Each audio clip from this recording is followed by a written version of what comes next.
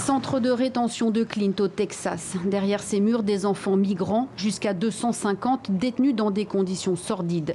Selon un rapport de l'Organisation de défense des droits de l'homme, Human Rights Watch, les enfants seraient seuls, sans famille, dormant à même le sol.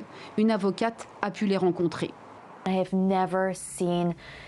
je n'ai jamais vu de conditions aussi dégradantes et aussi inhumaines que celles de Clint. Les enfants qui y vivaient étaient affamés, sales, malades, effrayés.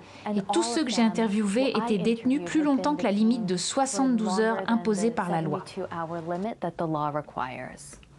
La police aux frontières a été pointée du doigt. Son patron a démissionné devant la polémique suscitée par l'horreur des conditions de détention de ses enfants qui depuis devaient être placés sous la garde du ministère de la Santé.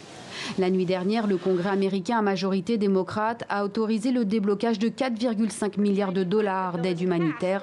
Reste maintenant au Sénat à majorité républicaine à l'entériner.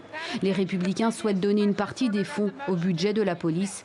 L'immigration, éternel enjeu politique.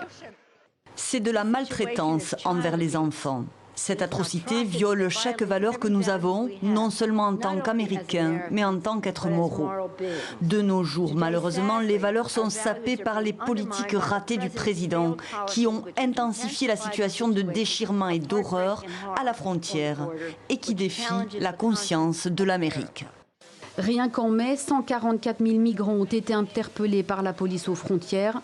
Au regard de la loi, les mineurs, après 72 heures de détention, doivent être rendus à leur famille ou hébergés dans les centres du ministère de la Santé, qui eux aussi sont surpeuplés.